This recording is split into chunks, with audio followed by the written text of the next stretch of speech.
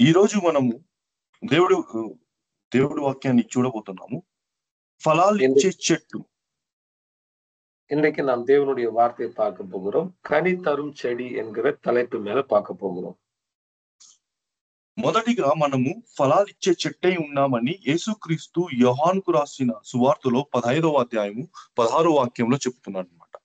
நாம் கனித்தர செடியாக இருக்க வேண்டும் என்று ஆண்டவராகிய இயேசு கிறிஸ்து முதலாவது யோவான் சுவிசேஷம் 15:16 சொல்லி இருக்கிறார். ఎవరైనా ప్లీజ్ చదువుతారా? வேதத்தை எடுத்துக்கொண்டவங்க தயவு செய்து நீங்க வாசிக்கும்படியாக அன்போடு கேட்டுக்கொள்கிறேன். యోహాను సువార్త 15:16. யோவான் சுவிசேஷம் 15வது அதிகாரம் 16வது வசனம்.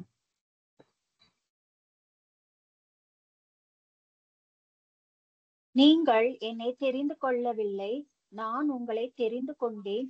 நீங்கள் என் நாமத்தினாலே பிதாவை கேட்டுக்கொள்வது எதுவோ அதை அவர் உங்களுக்கு கொடுக்கத்தக்கதாக நீங்கள் போய் கனி கொடுக்கும்படிக்கு உங்கள் கனி நிலைத்திருக்கும்படிக்கும் நான் உங்களை ఏర్పడితినేన్. మీరు నన్ను ఏర్పరచుకొనలేదు, మీరు నా పేరట తండ్రిని ఏమి అడుగుదురో అది ఆయన మీ కనుగ్రహించినట్లు మీరు వెళ్ళి ఫలించుటకును మీ ఫలము నిలిచి ఉండుటకును నేను మిమ్మును ఏర్పరచుకొని నియమించితిని.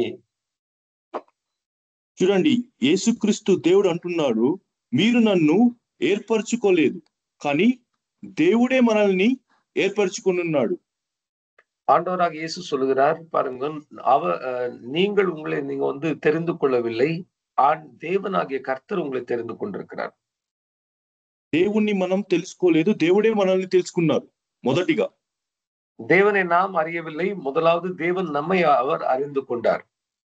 ఎందుకు తెలుసుకున్నాడంటే దేవుడు మనం ఫలం ఇచ్చాలని, మన ఫలాలు నిత్యంగా నిలబడాలని, మరియు యేసుక్రీస్తు పేరుట ఏదైనా అడిగితే అది తండ్రి చేయడానికి మనల్ని ముందుగా దేవుడు తెలుసుకున్నాడు అన్నమాట. ஏன் ஆண்டவர் தெரிந்து கொண்டார் என்றால், நாம் தேவனுடைய நாமத்தின் மகிமைக்காக இயேசு கிறிஸ்துவுக்காக பலன் தருகிறவர்களாக, கனி தருகிற மரங்களாக இருக்கும்படியாக நம்மை முன்கூட்டி தெரிந்து கொண்டார். అయితే ఈ రోజు చాలా మందిలో ఒక ప్రశ్న ఉంది, దేవుడు నన్ను ఎందుకు తెలుసుకున్నాడు, నేను సువార్త చేయాలా, ప్రకటించాలా, నేను సేవ చేయాలా అని చాలా కన్ఫ్యూజన్ లో, చాలా ఈ క్వశ్చన్స్ ఎప్పుడు రైజ్ అవుతూ ఉంటుంది అన్నమాట మన మనసులో. இன்றைக்கு கிறிஸ்தவர்களுடைய உள்ளத்துல அநேக கேள்விகள் இருக்கு. முக்கியமாக என்னுடைய வாழ்க்கையில தேவ சித்தம் என்ன, நான் சுவிசேஷம் சொல்லணுமா, நான் ஊழியம் செய்யணுமா என்கிற ஒரு குழப்பத்துல இருந்து கொண்டே இருக்கிறாங்க. దీనికి సమాధానం చూసే ముందు మనము దేవుడు బైబిల్లో ఎలాంటి నాయకుల్ని తెలుసుకున్నాడు, పిలిచాడు, దాని గురించి మనము చూద్దాం. இந்த கேள்விகளை நாம் அறிந்து கொள்கிறதுக்கு முன்பாக தேவன் வேத புத்தகத்துல அவர் தேர்ந்தெடுத்து கொண்ட சில மனிதர்களுடைய வாழ்க்கையில என்ன செய்தார் என்று பார்ப்போம். మొదటిగా మోషే. முதலாவது மோசேவுடைய வாழ்க்கையை நாம் பார்க்கலாம். మోషే దేవుని తెలుసుకునే ముందు, దేవుడి పిలుపు తెలుసుకునే ముందే దేవుడు మోషేను ఒక ఫలమిచ్చే చెట్టుగా గుర్తించాడనమాట. மோசேயை தேவன் அறிந்து கொண்டு அழைக்கிறதுக்கு முன்பாகவே அவர் ஒரு கனி தருகிற மரமாக இருக்கிறதை ஆண்டவர் தெரிந்து கொண்டார். ఎలా అంటే ఐగుప్తులో మోషే రాజకుమారుడుగా ఉన్నప్పుడు, மோசே எகிப்துல ராஜகுமாரனாக இருக்கிற அந்த வேளையில మోషేకు నిజం తెలిసిన తర్వాత, అతను ఒక ఇజ్రాయేలుడు అని నిజం తెలిసిన తర్వాత, மோசே அவர் தெரிந்து கொண்டார், ஒரு உண்மையை தெரிந்து கொண்டார். நான் ஒரு இஸ்ரவேல் தேசத்துக்கு சேர்ந்தவன் என்று தெரிந்து கொண்டதுக்கு பிறகு అప్పుడు తన సాటి సహోదరు ఇజ్రాయేలు కష్టాలు పడుతుంటే అతను ఆదుకునేదానికి ముందెళ్ళాడనమాట. அந்த ஜனங்கள், இஸ்ரவேல் ஜனங்கள் கஷ்டத்தையும் வேதனையும் அனுபவித்துக் கொண்டிருக்கும் போது இவர் அவங்களுக்கு சகாயம் செய்யும்படியாக முன் வந்தார். ఐగుప్తు అధికారులతో గొడవలు పడి ఒకరిని చంపేశాడు తన ప్రజల కోసం. அந்த தன்னுடைய சொந்த ஜனத்தை காப்பாற்றும்படியாக எகிப்தில் இருந்த ஒரு அதிகாரியை கொண்டு கூட போட்டு விட்டார். చూడండి, దేవుడు పిలుపు లేక ముందునే అతనిలో దేవుడు ఆత్మ యొక్క ఫలాల్ని చూశాడనమాట. ఫలించే చెట్టుగా మోషేను దేవుడు గుర్తించాడు. ஆண்டவருடைய அழைப்பு வருகிறதுக்கு முன்பாகவே அவருக்குள்ள கனியை ஆண்டவர் வந்து கண்டு கொண்டார். ఓకే. ఎందుకంటే దేవుడు యొక్క ప్రణాళికను పూర్తి చేయాలంటే ఒక నాయకుడు కావాలి. ஆண்டவர் ஒரு சித்தத்தை செய்து முடிக்க வேண்டும் என்றால் ஒரு நாயகன் அவருக்கு அவசியம். దేవుడు ఒక ప్రణాళిక ఏంటంటే ప్రతి ఒక్క జీవి యేసుక్రీస్తు నామమునందు రక్షణ పొందాలనేదే దేవుడు ఒక ప్రణాళిక. இப்போ தேவனுடைய சித்தம் என்னவென்று நீங்க கேட்டா, ஒவ்வொரு சிருஷ்டி, ஒவ்வொரு மனிதனும் இயேசு கிறிஸ்துவின் மூலமாக ரட்சிப்பு அடைய வேண்டும். అందుకే మొదటిగా ఇజ్రాయేలు బారిస్ నుంచి బయట వచ్చిన తర్వాత ఆలయం కట్టి దేవుడు యొక్క ఆజ్ఞలను పాటించిన తర్వాత వాళ్ళతో యేసుక్రీస్తు పుట్టి రక్షణ ఇస్తాడు. కాబట్టి ఆ ప్రణాళికను పూర్తి చేసేదానికి దేవుడికి ఒక నాయకుడు, ఫలం ఇచ్చే చెట్టు కావాలి. ஆண்டவருக்கு ஒரு கனி தருகிற மரம் வேண்டும். ஏனென்றால் அந்த இஸ்ரவேல் ஜனங்களை ரட்சித்து அந்த இஸ்ரவேல் ஜனங்களுடைய வழியின் மூலமாக, சந்ததியின் மூலமாக ரட்சகராக இயேசுவை கொண்டு வர ஒரு வழி வேண்டும். ఎప్పుడైతే దేవుడు మోషేను ఫలాలిచ్చే చెట్టుగా చూశాడో దాని తర్వాత దేవుడు తనకు వరాలు ఇచ్చాడు, మిరకల్స్ చేశాడనమాట. సముద్రాన్ని రెండుగా చీల్చాడు. பாருங்க, எப்போ தேவன் வந்து மோசேயுடைய வாழ்க்கையில் இந்த கனிகளை பார்த்தாரோ உடனடியாக தேவன் அவருக்கு வரங்களை கொடுத்து, வல்லமையை கொடுத்து, பெரிய பெரிய அற்புதங்களை செய்ய வைத்தார். சமுத்திரத்தை ரெண்டாக பிரிக்க வைத்து ஜனங்களை நடத்தினார். రెండో వ్యక్తి గురించి మనం ఆలోచిస్తే దావీదు. இரண்டாவது நபர் என்று வேதத்திலிருந்து பார்க்கும்போது தாவீது என்கிற ஒரு நபரை கூட பார்க்கலாம். దావీదు రాజుగా అభిషేకించక మునుపే దావీదు ఒక చిన్న గొర్రెల కాపరిగా ఉన్నాడు. அவர் ராஜாவாக அபிஷேகம் பெறுகிறதுக்கு முன்பாகவே தாவீது ஒரு ஆடுகளை மேய்க்கிற ஒரு மேய்ப்பனாக இருந்தார். దావీదు తన దగ్గర ఉన్న దాంతోనే సంతోషంగా దేవుడుకు కీర్తనలు, స్తుతులు పాడుతున్నాడు. தாவீது அவருடைய வாழ்க்கையில் இருந்ததை வைத்துக் கொண்டு சந்தோஷமாக, திருப்தியாக இருந்து கர்த்தருக்கு பாடல்களை பாடி இசை வாசித்துக் கொண்டிருந்தார். సంతోషం, ఆనందం, శాంతి ఆత్మ యొక్క ఫలాలు. சந்தோஷம், பொறுமை, சமாதானம் ఇవెல்லாம் ఆవికురియ కనిகள். దీన్ని గుర్తించిన దేవుడు దావీదును నాయకుడుగా చేయాలని తన్ను పిలిచాడు. இவைகளை அவருடைய வாழ்க்கையில பார்த்த தேவன் அவருடைய வேலையை செய்யும்படியாக அவருக்கு ஒரு లీడరాக தேவன் வந்து அவரை தெரிந்து கொண்டார். తన్ను రాజుగా చేసి ఆ సంతానంలోనే యేసుక్రీస్తు జన్మించి లోకానికి రక్షకుడుగా ఉండాలని దేవుడి ప్రణాళిక. ஆண்டவருடைய திட்டம் என்னவென்றால், இந்த தாவீதை ரட்சித்து, இந்த தாவீதை அபிஷேகம் பண்ணி அவருடைய சந்ததியிலிருந்து ஆண்டவராக இயேசு வர வேண்டும் என்பதுதான் தேவனுடைய திட்டம். ఈ రోజు మీ హృదయంలో ఈ ప్రశ్న ఉండొచ్చు, దేవుడు నన్ను ఎందుకు రక్షించాడు, నన్ను ఎందుకు పిలిచాడు, నా పని ఏంటి? இன்றைக்கு உங்களுடைய உள்ளத்துல ஒரு ஆலோசனை இருக்கும், ஒரு கேள்வி இருக்கும். என்ன தேவன் எதற்காக அழைத்தார், நான் என்ன செய்ய வேண்டும் என்கிற கேள்வி இருந்து கொண்டே இருக்கலாம். ప్రియమైన సహోదరుల, దేవుడు తన రాజ్యాన్ని కట్టడానికే మనల్ని పిలిచాడు. அன்பான சகோதரர்களே, சகோதரிகளே, தேவன் நம்மை வந்து அவருடைய ராஜ்யத்தின் பணி, அவருடைய ராஜ்யத்தை நிர்மாணம் செய்யும்படியாக நம்மை அழைத்திருக்கிறார். దేవుడు మోషే మీద విశ్వాసించాడు, దావీదు మీద విశ్వాసించాడు. தேவன் மோசேயையும் தாவீதையும் விசுவாசித்தார். అలాగే ఈ రోజు మీ మీద, నా మీద విశ్వాసంతో ఉన్నాడు. అందుకే అంటున్నాడు, మీరు ఏదైనా నా పేరు మటుకు తండ్రిని అడిగితే అది జరుగుతుంది. இன்றைக்கு அந்த தாவீதையும் மோசேயும் விசுவாசித்த தேவன் உங்களையும் என்னையும் விசுவாசிக்கிறார். அந்த காரணத்தினால்தான் சொல்லுகிறார், என் நாமத்தினால பிதாவின் இடத்துல எதை கேட்டாலும் நீங்க பெற்றுக்கொள்வீங்க. నాయకులు తన గురించి ఆలోచించరు, ప్రజల గురించి ఆలోచిస్తారు. కాబట్టి దేవుణ్ణి అడిగే నాయకులు ప్రజల గురించి క్షేమాన్నే అడుగుతారు. ஒரு நாயகனாக இருக்கிறவன், ஒரு தலைவராக இருக்கிறவங்க என்ன பண்ணுவாங்க என்றால், எப்போதும் அவங்களுடைய வாழ்க்கை குறித்து, அவங்களுடைய தேவைகளை குறித்து பார்க்காம அவங்களுடைய ஜனங்களுடைய தேவைகளை பார்ப்பாங்க, அவங்களுக்காக ஜெபம் பண்ணி எதிர்பார்ப்பாங்க. So you are called to be a leader, to build the kingdom of God. మిమ్మల్ని నాయకులుగా పిలిచాడు దేవుడు యొక్క రాజ్యాన్ని కట్టడానికి. நீங்க வந்து ஒரு நாயகனாக இருக்கும்படியாக, தலைவராக இருக்கும்படியாக, தலையாக இருக்கும்படியாக தேவன் அழைத்திருக்கிறார். தேவனுடைய ராஜ்யத்தை கட்டுகிற பணியில செயல்படும்படியாக. దేవుడు మిమ్మల్ని విశ్వసిస్తున్నాడు. మీరు నీతిమంతులుగా దేవుడు యొక్క రాజ్యాన్ని కడుతాడని 100% విశ్వసిస్తున్నారు. మీరు సువార్త ప్రకటిస్తారు, దేవుడు సేవ చేస్తాను అని. అయితే మీరు ఎంత విశ్వసిస్తున్నారు ఈ రోజు? అది ఒక క్వశ్చన్ గా ఉంది. ஆண்டவர் இன்றைக்கு ஒரு கேள்வி நாம் கேட்டுக்கொள்ள வேண்டும். தேவன் உங்களை 100% விசுவாசிக்கிறார். நீங்கள் நீதிமான்களாக வாழ்ந்து சுவிசேஷத்தை அறிவித்துவங்கன்னா உங்களுக்கு கொடுக்கப்பட்ட ஒரு வேலையை செய்து முடிப்பீங்க என்று ஆண்டவர் நம்புகிறார். நீங்க எவ்வளவு அந்த కార్యத்து మీద విశ్వాసத்தை வைத்திருக்கீங்க? మోషే తన పనిని నమ్మకంగా చేశాడు. దావీదు తన పనిని నమ్మకంగా చేశారు. ఈ రోజు మన వంతు మనం ఎలా దేవుడిని తెలుసుకుంటున్నాము, ఎలా దేవుడిని విశ్వసిస్తున్నాము, తన పనిని ఎలా చేస్తున్నాము, తన రాజ్యాన్ని ఎలా కట్టుతున్నాము. மோசேயும் தாவீதும் அவங்களுக்கு கொடுக்கப்பட்ட வேலையில உண்மை உத்தமம் உள்ளவர்களாக இருந்து செய்து முடித்தார்கள். இன்றைக்கு நமக்கு கொடுக்கப்படுகிற நம்மளுடைய வேலையை எவ்வளவு உண்மை உத்தமமாக இருந்து நாம் செய்து முடிக்க போகிறோம். రెండవది ఆత్మ యొక్క ఫలాలు ఏంటి? இப்போது ஆவிக்குரிய கனிகள் என்றால் என்ன? గలతీ ప్రకటనలో, గలతీకి రాసిన గెలిషియన్స్ 5:22-23 ప్లీజ్ ఎవరైనా చదవండి. గలతీయులకు రాసిన పత్రిక 5వ అధ్యాయము 22-23 వాక్యాల్లో ఇలా రాయబడింది. తీసుకున్న వారు చదవండి. అయితే ఆత్మఫలం ఏదంటే ప్రేమ, ఆనందం, శాంతి, సమాధానం, సహనం, కనికరం, మంచితనం, విశ్వాసం, సాత్వికం, ఆశా నిగ్రహం.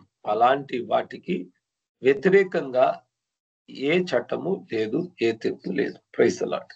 తమిళ్లో ఎవరన్నా తీసుకున్న వారు చదవచ్చు.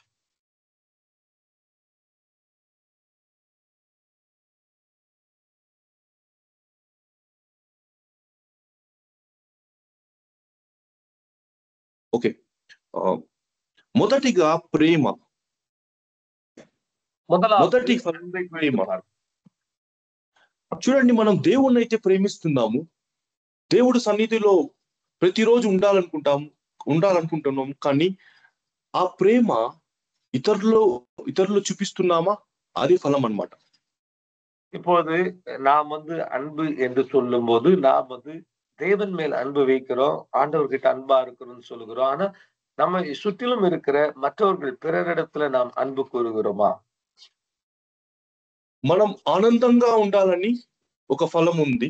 అయితే మనము దేవుడు అన్ని ఇచ్చినప్పుడు మనం ఆనందంగా ఉన్నాము. అయితే ఏది లేనప్పుడు గాని మనం దేవుడితో ఆనందంగా ఉన్నామా అన్నది ఒక ప్రశ్న.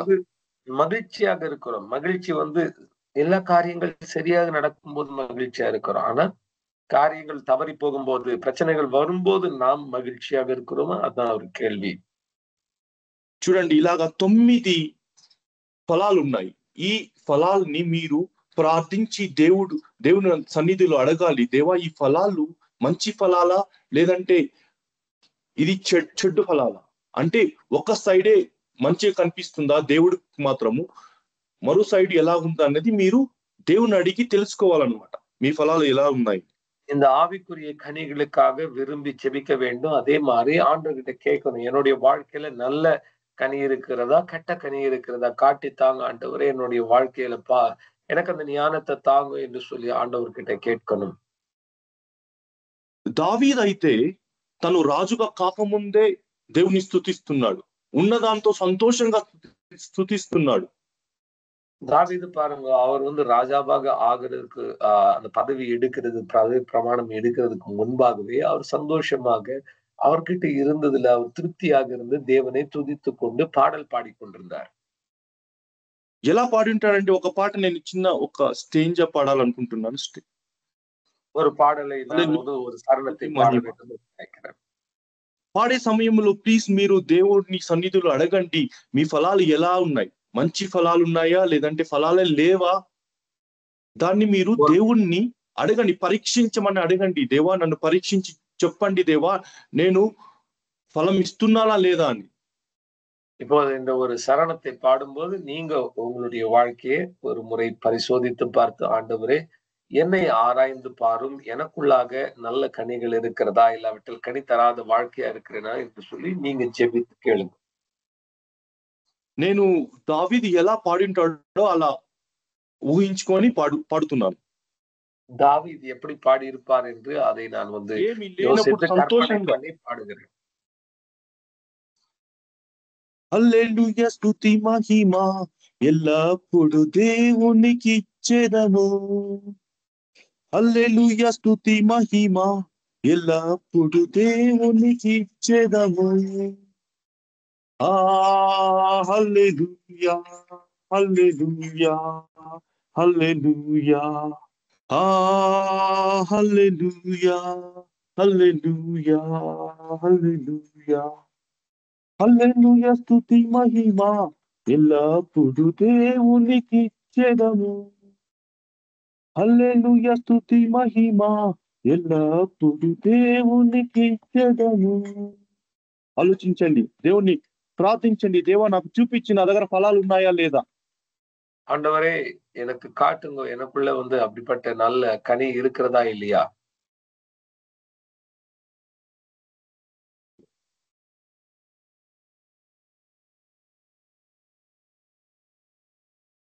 Praise the Lord.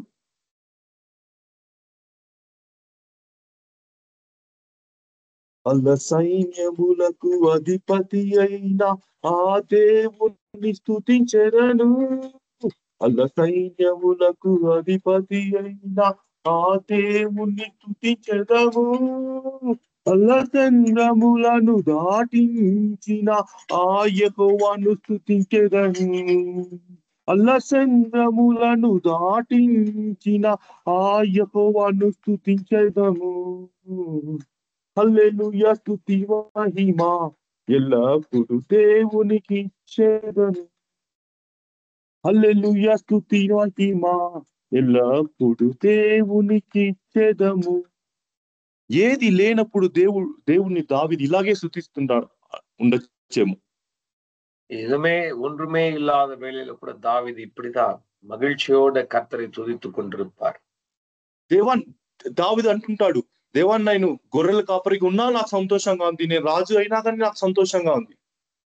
ஆண்டவரே நான் ஆடுகளை மேய்க்கிறவனாக இருந்தாலும் நான் மகிழ்ச்சியாக இருக்கிறேன், அரசனாய் மாறினாலும் நான் மகிழ்ச்சியா இருக்கிறேன். అలాంటి ఫలం మనలో ఉందా? அப்படிப்பட்ட ஒரு மனப்பான்மை நமக்குள்ள இருக்கா?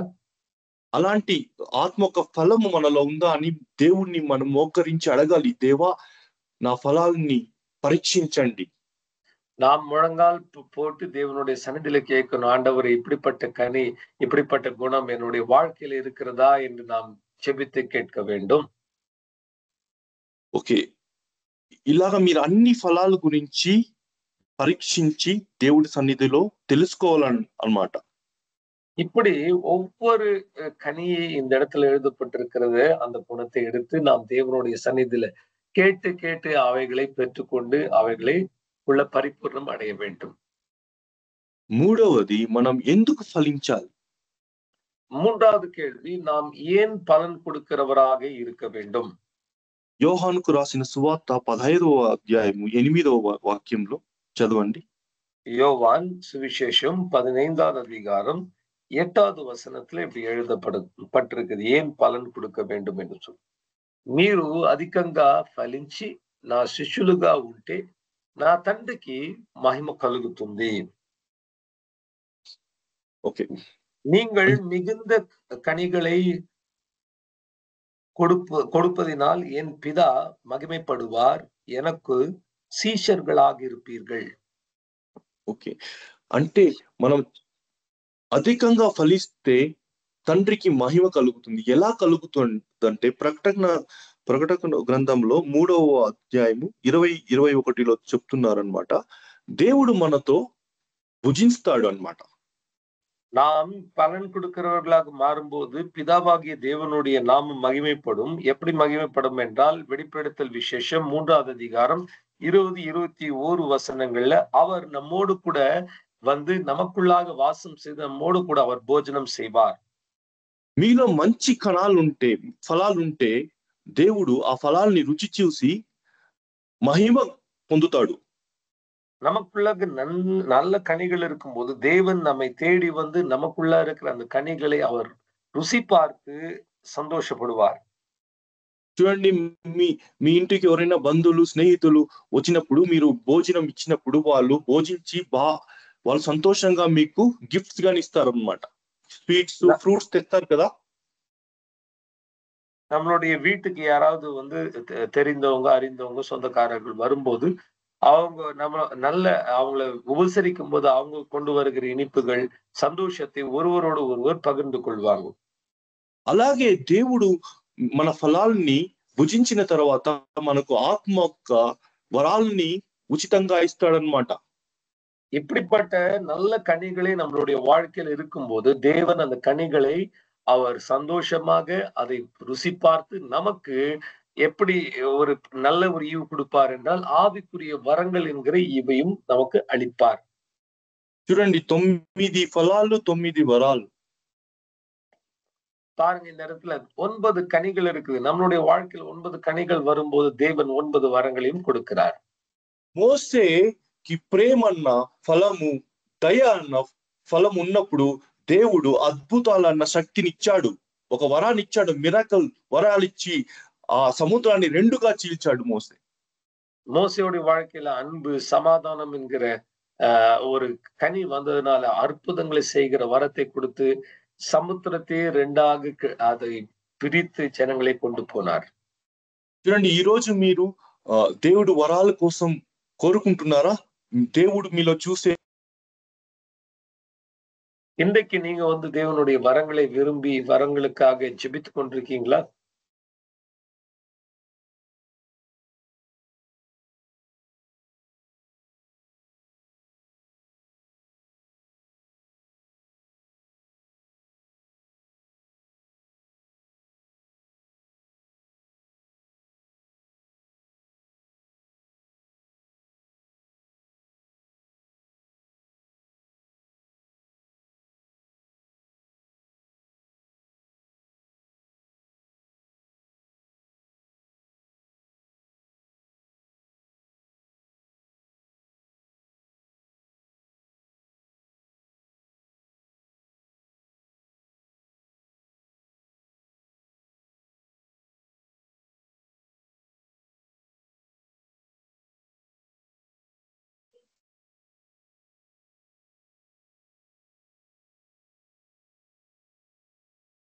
బ్రదర్ మీరు మ్యూట్ లో ఉన్నారు. Hello hello sorry. చూడండి, అంటే మనకు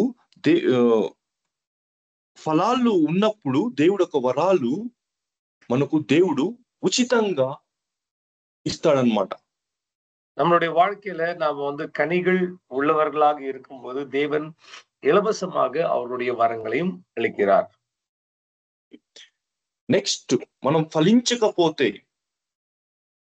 ఏం జరుగుతుందని మత్తయికు రాసిన సువార్త 21:19 21வது அதிகாரம் 19வது வசனத்தை நீங்க வாசிக்கலாம். நாம் கனிகள் தராவிட்டால் என்ன நடக்கும் என்று கூட எழுதப்பட்டிருக்கிறது.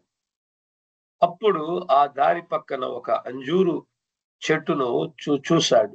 ఆయన దాని దగ్గరికి వెళ్లి చూస్తే దానికి ఆకులు తప్ప మరేమీ కనిపించలేదు. ఆయన దానితో, ఇక ముందు నీవు ఎప్పటికీ కాపు కాయవు అన్నాడు.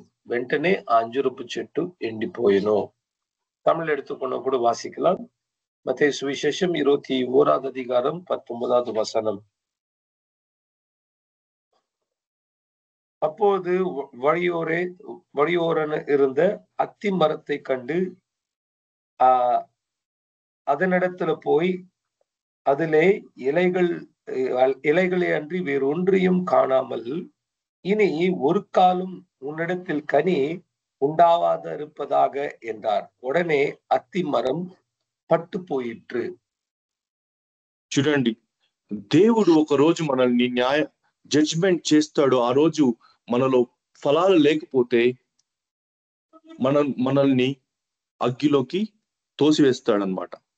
பாருங்க, ஆண்டவர் ஒரு நாள் நம்ம நியாயத்திருக்க போகிறார். அந்த நியாயத்திருக்கிற நாள்ல நமக்குள்ளாக இந்த ஆவிக்குரிய பலன்கள் இல்லாவிட்டால் நமக்கு தீர்ப்பு உண்டாகி அக்கினி கடலுக்குள்ளாக தள்ளப்படுவாங்க. మీరు అనొచ్చు, దేవా నేను ప్రతి రోజు బైబుల్ చదువుతున్నాను, ప్రతిరోజు నేను అన్ని మీటింగ్స్ అటెండ్ చేస్తున్నాను, చర్చికి వెళ్తున్నాను, కానుకలు ఇస్తున్నాను, సువార్త చెప్తున్నాను, నేను స్వస్థత చేస్తున్నాను, అయితే ఫలం లేకపోతే దేవుడు అంటాను ఎవరో నాకు తెలియదు. நாம் சொல்லலாம், நம்ம எல்லா கூட்டத்துக்கும் நான் கலந்து கொள்கிறேன், செபிக்கிறேன், வேதத்தை வாசிக்கிறேன், சபைக்கு போகிறேன், சுவிசேஷம் சொல்லுகிறேன், காணிக்கை கொடுக்கிறேன், இதெல்லாம் கூட செய்யலாம். ஆனா வாழ்க்கையில இந்த கனிகள் இல்லாம போச்சுன்னா ஆண்டவர் சொல்லுவார், நீ யாரோ எனக்கு தெரியாது என்று ஒரு வார்த்தையை சொல்லுவார். అలాంటి ఫలం లేని బ్రాంచెస్ ని దేవుడు కట్ చేసి అగ్గిలో వేస్తాడు అన్నమాట.